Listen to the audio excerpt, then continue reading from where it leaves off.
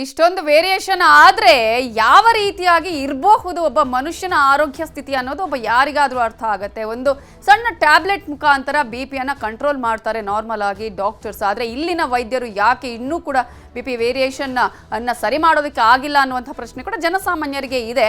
ಈಗ ಈ ಒಂದು ವಿಚಾರಕ್ಕೆ ಸಂಬಂಧಪಟ್ಟಾಗ ಯಾವ ರೀತಿಯಾಗಿ ಪ್ರೊಸೀಜರ್ಗಳು ಮುಗಿದಿದೆ ಅನ್ನೋದ್ರ ಬಗ್ಗೆ ದರ್ಶನ್ ಪರ ವಕೀಲರಾಗಿರುವಂತಹ ಸುನೀಲ್ ಅವರು ಮಾತನಾಡಿದ್ದಾರೆ. ಏನು ಹೇಳಿದ್ದಾರೆ ನೋಡೋಣ.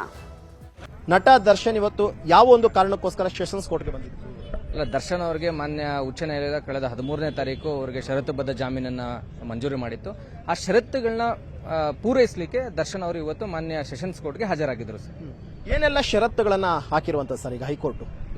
ಹೈಕೋರ್ಟ್ ದರ್ಶನ್ ಅವರಿಗೆ ಅವರು ಜಾಮೀನು ಪಡ್ಕೊಳ್ಳುವಂತ ಸಂದರ್ಭದಲ್ಲಿ 2 ಶೂರಿಟಿದಾರನ ಅಂದ್ರೆ ಅವ್ರ ಪರವಾಗಿ 2 ಶೂರಿಟಿದಾರನ ಮಾನ್ಯ ನ್ಯಾಯಾಲಯಕ್ಕೆ ಹಾಜರುಪಡಿಸಿ ಅಂತ ಷರತ್ತಿತ್ತು.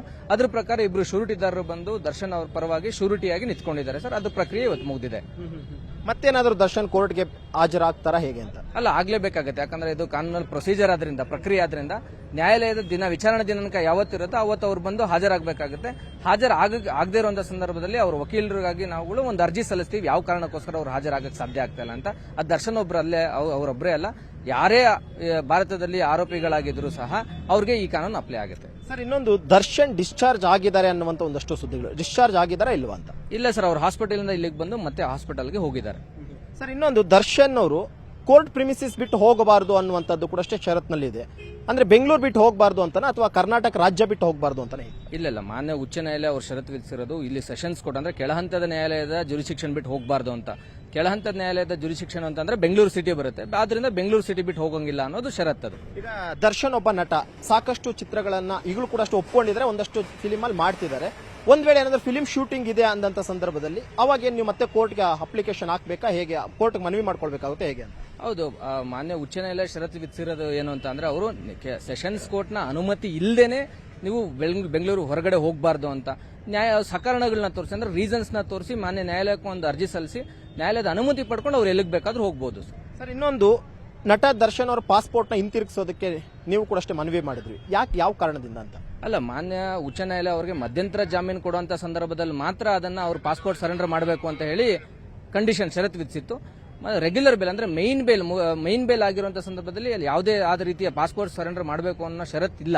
ಆದ್ರಿಂದ ನ್ಯಾಯಾಲಯಕ್ಕೆ ನಾವು ಮನವಿ ಮಾಡ್ಕೊಂಡ್ವಿ, ಅದನ್ನ ವಾಪಸ್ ನಮಗೆ ಕೊಟ್ಟಿದ್ದಾರೆ ಸರ್. ನೀವು ದರ್ಶನ್ ಪರ ಅಡ್ವೊಕೇಟ್ ಆಗಿರೋದ್ರಿಂದ ದರ್ಶನ್ ಅವರ ಹೆಲ್ತ್ ಕಂಡೀಷನ್ ಈಗ ಯಾವ ಸ್ಟೇಜ್ ಅಲ್ಲಿ ಇದೆ, ಹೇಗಿದೆ ಅಂತ? ಅದನ್ನ ನಾನು ತಮಗೆ ಡಿಸ್ಕ್ಲೋಸ್ ಮಾಡಂಗಿಲ್ಲ ಸರ್. ಯಾಕಂದ್ರೆ ಕಳೆದ ಬಾರಿ ಹೇಳಿದ್ದೀನಿ, ಮಾನ್ಯ ಉಚ್ಚ ನ್ಯಾಯಾಲಯ ಮಧ್ಯಂತರ ಜಾಮೀನು ಕೊಡುವಂತ ಸಂದರ್ಭದಲ್ಲೂ ಸಹ ನಾವು ಯಾವುದೇ ರೀತಿಯ ಅವರ ಹೆಲ್ತ್ ಬಗ್ಗೆ ಅಪ್ಡೇಟ್ ಮಾಡಂಗಿಲ್ಲ ಅಂತ ಇದೆ. ಆದ್ರಿಂದ ನಾವು ಅದ್ರ ಬಗ್ಗೆ ಅಪ್ಡೇಟ್ ಕೊಡಲ್ಲ ಸರ್.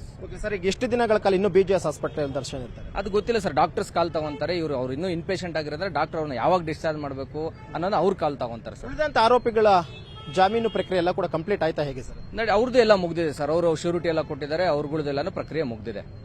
Thank you.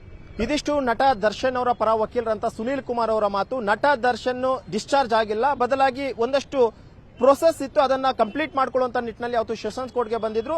ಅವ್ರಿಗೆ ಜಾಮೀನಿನ ಒಂದು ಬಾಂಡ್ ಏನ್ ಕೊಟ್ಟಿದ್ರು, ನಟ ದರ್ಶನ್ಗೆ ಧನ್ವೀರ್ ಮತ್ತು ಅವರ ಸಹೋದರ ದಿನಕರ್ ಒಂದು ಶ್ಯೂರಿಟಿ ಆಗಿ ಕೊಟ್ಟಿದ್ರು. ಆ ಶ್ಯೂರಿಟಿ ಪ್ರಕ್ರಿಯೆಗೆ ಒಂದಷ್ಟು ಸಹಿ ಹಾಕಬೇಕಾಯಿತು. ಅದನ್ನ ಹಾಕುವಂತ ನಿಟ್ಟಿನಲ್ಲಿ ಮಾತ್ರ ವೈದ್ಯರ ಅನುಮತಿಯನ್ನ ಪಡ್ಕೊಂಡು ನಟ ದರ್ಶನ್ ಸೆಷನ್ಸ್ ಕೋರ್ಟ್ಗೆ ಬಂದಿದ್ರು. ಸದ್ಯಕ್ಕೆ ಇಲ್ಲೆಲ್ಲ ಕೂಡ ಅಷ್ಟೇ ಪ್ರಕ್ರಿಯೆಯನ್ನ ಕಂಪ್ಲೀಟ್ ಮಾಡ್ಕೊಂಡಿದ್ದಾರೆ. ಮತ್ತೆ ಅವರು ವಿಚಾರಣೆ ಆಗುವಂತ ಸಂದರ್ಭದಲ್ಲಿ ಮತ್ತೆ ಕೋರ್ಟ್ಗೆ ಹಾಜರಾಗಬೇಕು. ಆ ಒಂದೆಲ್ಲಾ ಷರತ್ತುಗಳನ್ನು ಕೂಡ ಈಗಾಗಲೇ ಪೂರೈಸಿಕೊಂಡು ವಾಪಸ್ BGS ಆಸ್ಪತ್ರೆಗೆ ದರ್ಶನ್ ಹೋಗಿದ್ದಾರೆ ಅನ್ನುವಂತ ಒಂದು ಮಾತನ್ನ ಹೇಳಿರುವಂತದ್ದು.